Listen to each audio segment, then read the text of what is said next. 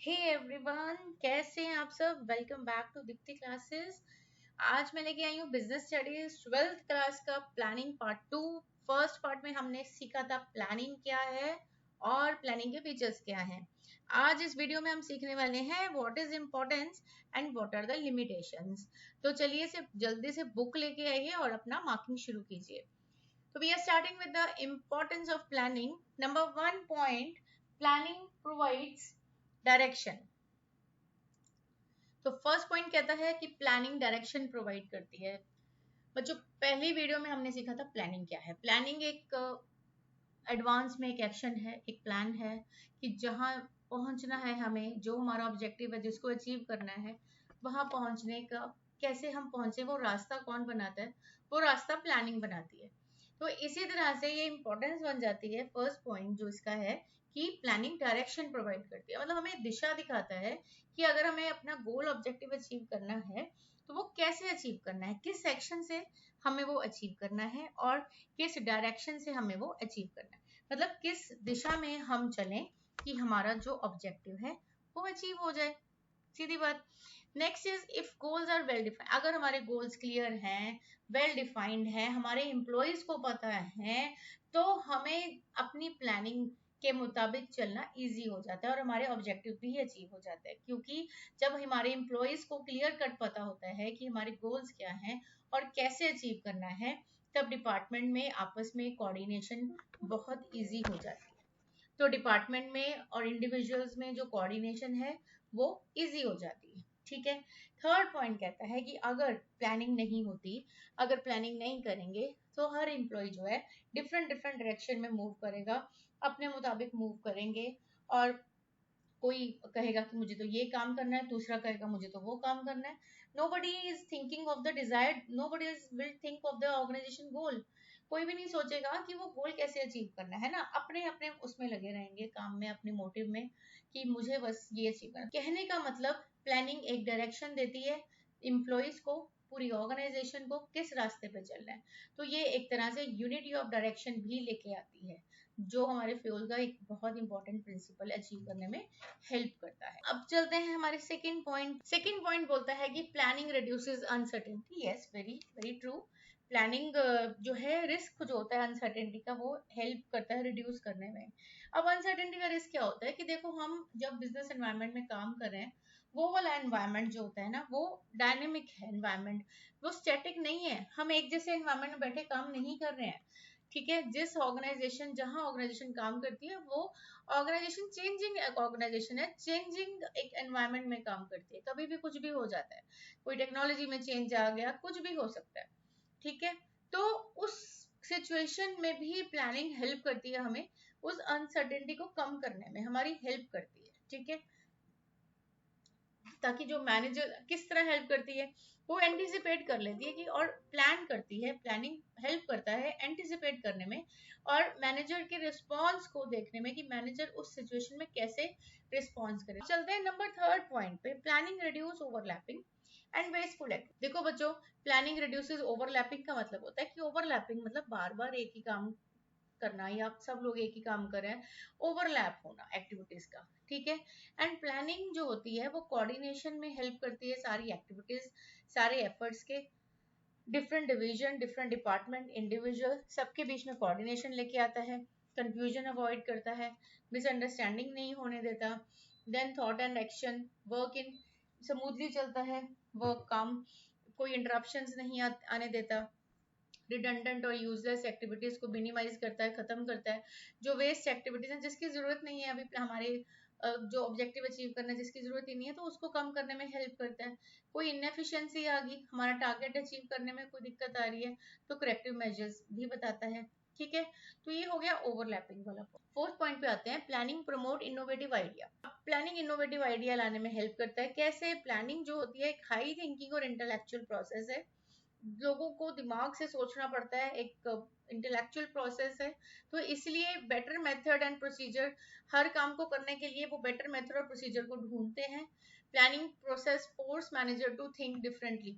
Planning जो process है वो मैनेजर को एक तरह से पुश करता है कि आप थोड़ा अलग से सोचो और फ्यूचर कंडीशन के बारे में सोचिए। फ्यूचर के बारे में सोच के वो अपना एक्शन को लेट डाउन करते हैं कि हमें इस तरह से काम करना चाहिए। तो एक तरह से इनोवेटिव और क्रिएटिव एक्टिविटी होती है।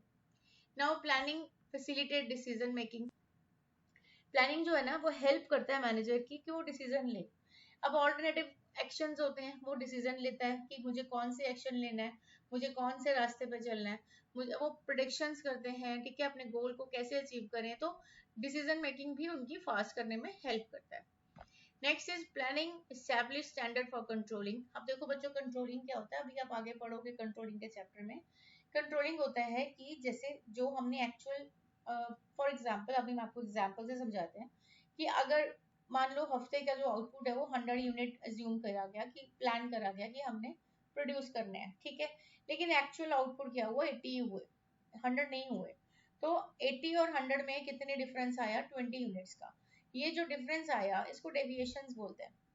इस डेविएशंस को अगली बार ना आए उसको कम करने के लिए अभी से मेथड अडॉप्ट किए जाते हैं। देखा जाता है कि क्यों 20 यूनिट्स कम प्रोड्यूस हुए हैं, क्या कमी रह गई, किस चीज में कमी है, तो उसको दूर करने की कोशिश की जाती है। तो एक तरह से प्लानिंग हमें कंट्रोलिंग में भी हेल्प करती है। अगर ये 100 यूनिट का पता ना होता हमें, तो हम 80 यूनिट पे ठीक है 80 बना लिए, ओके, हम चलते रहते हैं और हमारा टारगेट शायद अचीव ना हो। फिर तो प्लानिंग हेल्प करता है कंट्रोलिंग लाने में, ठीक है। अब ये इंपॉर्टेंस है, बड़ी इजी है, तो इजीली आप समझोगे तो आपको बहुत इजी लगेगी। हम इंपॉर्टेंस के पॉइंट्स आप इसको लर्न करना है बस, और केस स्टडी आएंगी आप पहचान लोगे। और मैं आप केस स्टडी की वीडियो भी बना रही हूँ, जल्दी से आपके सामने आएगी। तो नेक्स्ट हम करते हैं limitations of planning. Planning chapter itself अपने आप में बड़ा इंपॉर्टेंट है बच्चों, तो इसको अच्छे से करना।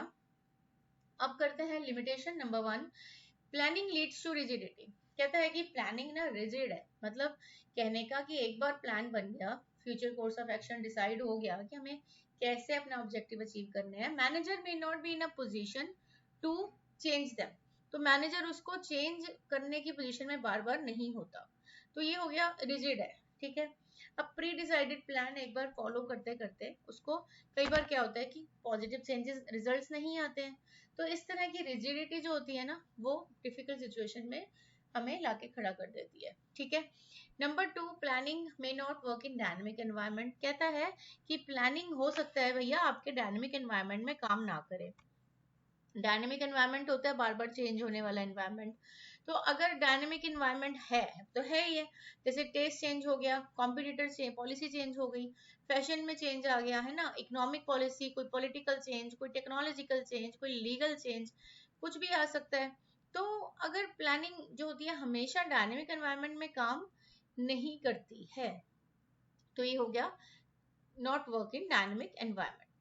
थर्ड पॉइंट हमारे पास आता है कि ये क्रिएटिविटी रिड्यूस करता है। कैसे? एक बार जब प्लान बन जाता है तो मैनेजर उस पर काम करते हैं रिजिड होके, भैया मैं तो यही फॉलो करूंगा। They became the blind followers, आंखें बंद करके अपने उस प्लान को फॉलो करते हैं। They do not take any initiative to make changes in the plan according to the changes in the environment. अब एनवायरनमेंट में अगर कोई बदलाव आ रहा है तो अपने प्लान में वो बदलाव लाने का कष्ट नहीं करते हैं। वो कोई नई सुजेशन भी नहीं देते हैं, नया आइडिया भी देना बंद कर देते हैं, ठीक है, ताकि वर्किंग में कोई इंप्रूवमेंट आ सके ना। वो उस चीज में रिजिड हो जाते हैं कि जिस प्लान चलने तो ठीक। क्यों? क्योंकि उनको वो गाइडलाइंस को फॉलो करना होता है जो वर्किंग प्लान में होती है, तो वो उसी को ही फॉलो करते हैं। क्लियर? तो it reduces creativity. Next point आता है प्लानिंग इन्वॉल्व ह्यूज कॉस्ट। अब देखिए जो प्लानिंग होती है ना उसके लिए स्पेशल प्रोफेशनल एक्सपर्ट्स हायर होते हैं, ठीक है। ये इंटेलेक्चुअल प्रोसेस होता है तो प्रोफेशनल एक्सपर्ट्स को रखते हैं, हायर करती है कंपनी, उनको सैलरी देती है एज वेल एज टाइम देती है, मनी भी, उनको पैसे भी खर्च करने पड़ेंगे क्योंकि एक्यूरेट फिगर्स फैक्ट्स निकालने हैं, मार्केट सर्वे करना है। तो उसके लिए प्लानिंग ह्यूज कॉस्ट इन्वॉल्व करती है, पैसा खर्च होगा ही होगा। तो प्लानिंग कोई सस्ती नहीं है, प्लानिंग महंगी होती है। It is a time consuming process. Yes, planning तो बहुत टाइम लगाती है, जैसे ऑल्टरनेटिव्स पहले सेट होते हैं, फिर उसमें से एक डिसाइड होता है कि भैया यही हमारा बेस्ट प्लान होगा। तो इस तरह से टाइम टेकिंग प्रोसेस है, क्योंकि प्लानिंग करनी, प्लानिंग बनानी कोई आसान काम नहीं है, छोटा काम नहीं होता। Planning does not give guaranteed success. Planning कोई गारंटेड सक्सेस नहीं देती है। ठीक है। कई बार ये भी टेंडेंसी होती है कंपनीज में, मैनेजर जो होते हैं पुराने प्री टेस्टेड प्लान को ही चलाते रहते हैं, वो चेंज ही नहीं करते हैं। और ये जरूरी नहीं है जो प्री टेस्टेड प्लान है वो हर बार काम करेंगे फ्यूचर में, ठीक है। तो एक पुराने प्लान जो होते हैं वो बेसिस बनते हैं, लेकिन वो सेम फॉलो नहीं होते हैं। तो इस तरह से प्लानिंग कोई गारंटेड सक्सेस नहीं दे। तो ये हो गई हमारी लिमिटेशंस ऑफ प्लानिंग। इसके बाद मैं लेके आऊंगी केस स्टडीज प्लानिंग के ऊपर, और एक हमारा जो प्रोसेस रह गया उसको डिस्कस करेंगे। तब तक के लिए take care, good bye, all the best, and do like, share and subscribe ताकि आने वाली वीडियोस का पता चल जाए। Thank you so much.